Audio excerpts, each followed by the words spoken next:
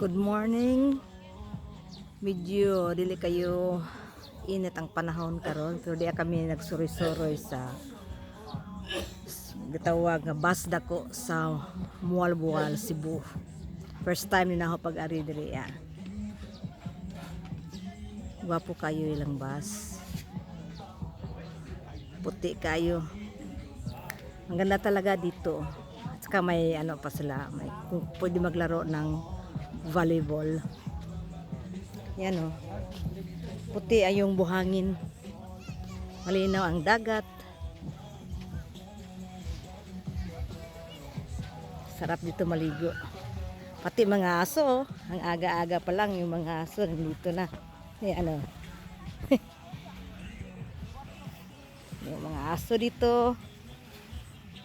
Gusto din nilang magpainit. Mainit kasi yung tubig pag maaga.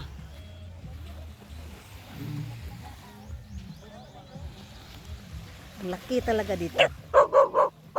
Yan ang view. Hanggang sa dulo pa yan.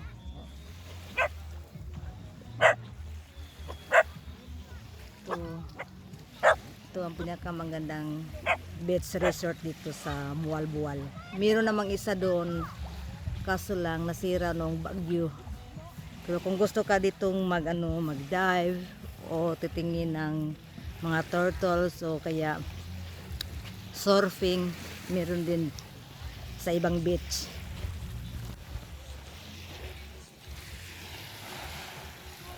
Yan sila, yan.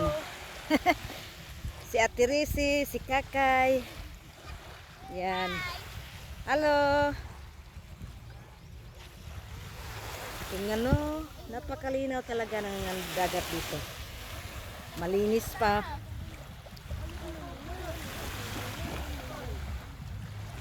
Sarap maligo araw-araw dito. Pag sa gabi, kaso lang walang ilaw. Maganda sana iligo dito pag gabi, pero walang ilaw.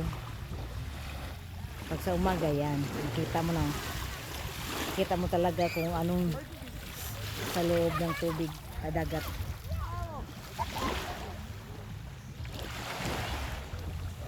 Thank you for watching guys. Sa sunod ulit ng mga video.